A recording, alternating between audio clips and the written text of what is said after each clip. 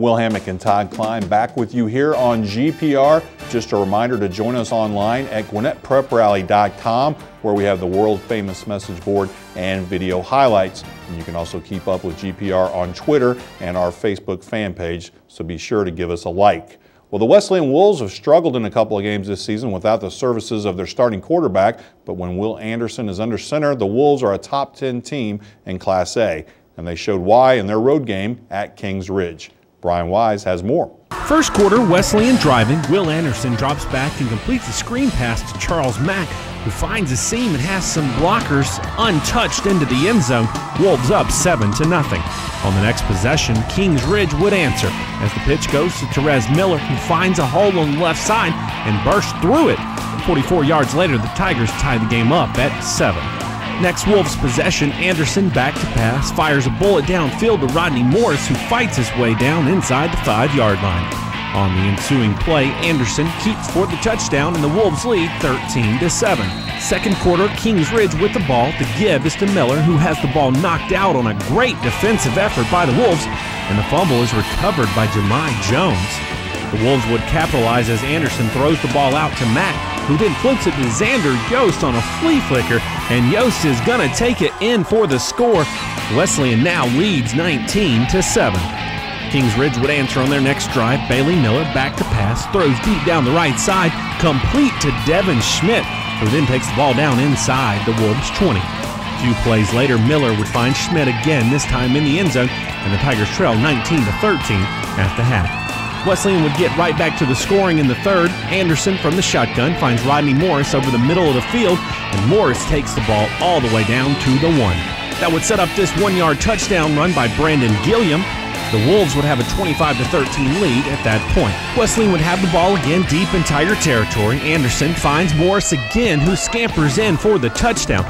The Wolves would go on to add another score and win this one 39-13 over Kings Ridge. Well, Will, in the introduction there, we talked about Will Anderson and what a difference maker he is. How does he stack up in Class A, and what does his type of play, what kind of chance does that give Wesleyan in the playoffs? Well, really, he changes the whole team. I talked to Coach Pridgeon the previous week, and just having him back from his injury really gave everybody a boost. They played better on offense, defense, special teams. Everybody just had more confidence and played a little more loosely. And I think this is a great Wesleyan team. Maybe not as experienced as last year, but they're an up-and-coming team that's going to do some damage in the playoffs. Time now for Will's World. We put 60 seconds on the clock. We get into the mind of our very own Will Hammock, and it's brought to you by Breda Pest Management. Yeah, big defensive end, Francis Callum's kind of living up to the hype. He's having a great season. Just a big physical kid. He can kind of do what he wants physically out there. He runs so well and so powerful. He's a guy that's really, as a recruiting star, still kind of out there. Georgia Tech, he committed to Tech a long time ago, but he's going to go ahead and take his visits. I think his father wants him to take his visits and see some places. I know Alabama's coming hard, and maybe Auburn coming hard after him as well. The next thing we're going to talk about is Chris Carson. We talked about him earlier in the show, just what he does for that offense at Parkview. He carried the ball 31 times. He accounted for every single one of their points in that game, ran for a 2-point conversion. Just a kid that's doing everything for him right now. He's a really powerful running back, maybe faster than you realize, and he's producing in every sort of way, and he's made Parkview where they're at right now, undefeated in region play. And we had the announcement last week about the coaches in the All-Star game. Mark Cruz from Brookwood, Shannon Jarvis from Mill Creek. They're going to be the head coaches for the annual Gwinnett All-Star game. We've had it the last few years. It's been a very exciting game. I think the kids have started to enjoy it and look forward to being named to that All-Star team. So it's a great opportunity for those coaches too. It's the first time that they've been able to do that. So it's just a great honor for Jarvis and Cruz. And talking about that All-Star game, Will, the guest coaches will be Jim Markham, the principal at Mill Creek, and Dalford Layson. Everybody knows him from his years at Brookwood. My question is, can those two guest coaches possibly live up to the type of coaching that these teams got last year from their guest coaches? Yeah, probably the best guest coaches in the history of the game were Will Hammock and Todd Klein last year, but I do have to say Will Hammock won that game, so I've got that bragging rights for him. Yeah, thanks, Coach Maloof. We didn't get that one last year. Well, time now to focus on standout performances, so let's move on to this week's Building Blocks, presented by Britt's Home Furnishing. And first up is Mr. Nkemdiche from Grayson. Yeah, he had several highlight reel plays, only carried the ball 4 times, 3 of them were for touchdowns. One was a 25-yarder, one was a 17, 18-yarder, so more exactly short plunges he was scoring on. He really looked good, made some ridiculous cuts for a guy that's 270 pounds. Just really did some great things, and I was telling him I like that number 1. He looks a lot more sleek in a number 1 than a number 90, so just a very impressive game for him, and he's also obviously a great defensive player. Then we move over to Norcross. I know it wasn't the result they wanted, but it wasn't for anything that Anthony Autry did. He had a great game. Yeah, I've said this before. I think he's the most important player on the Norcross team. He's their starting free safety, and he's so important on the defensive side of the ball. But also pairing up with Kroom, he's a very dangerous receiver on offense. 3 catches for 139 yards. Had the long touchdown against North Gwinnett to kind of get him going in that game. He's a very good player for them. And we talked about him earlier. You look at these stats and you see why we talked about him. Will Anderson, a huge game at Kings Ridge. He's a guy going up through the youth leagues that everybody knew he was going to be a great high school player. He played 8th grade football with Norcross's youth football team and the GFL and led him to the county title.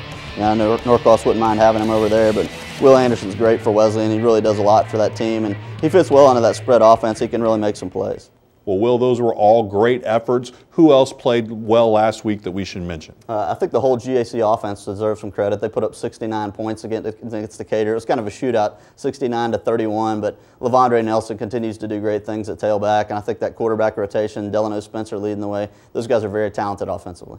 Time now for Will to channel his inner Miss Cleo as we preview some key matchups on the gridiron this week. It's brought to you by Tommy Lee Carpets. We call it Beat the Post. We'll give you a chance to do exactly that. Will, we start off with an interesting game, Central Gwinnett at Archer. Archer needs this one if they want to stay in the playoff mix. Yeah, it's very important. I think Central Gwinnett's really got an uphill battle to get to the playoffs, but they got a great offense still. It's going to test Archer, but I think Archer's more physical at this point, so I like Archer to win the game. And next up, Collinsville at Mill Creek.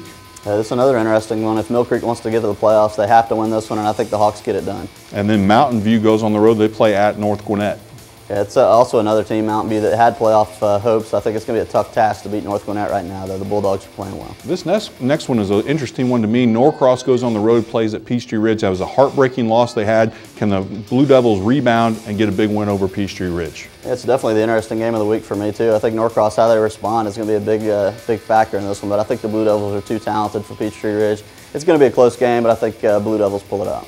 Decula tries to get back on track, but they have to go to South Gwinnett and that big-time offense. Yeah, Decula's very good still. I mean, I don't think this is a team that's going to overlook South Gwinnett. I think they get it done here and stay in the playoff race. And then finally, we know Grayson is the favorite, but they have to go on the road to the Big Orange Jungle. Can Parkview pull off a big upset? Yeah, it's the first of a handful of tests for Parkview. I think Parkview's going to maybe surprise Grayson in how close this game's going to be, but I think in the end, Grayson's going to pull away and get the victory. All right, we're out of time, but please join us next week for more highlights and features on Gwinnett Prep Rally every Tuesday through Friday right here on GCPS TV.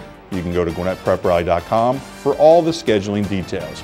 For Will Hammock and all of us here at GPR, I'm Todd Klein. Thanks for watching, and we'll see you under the lights.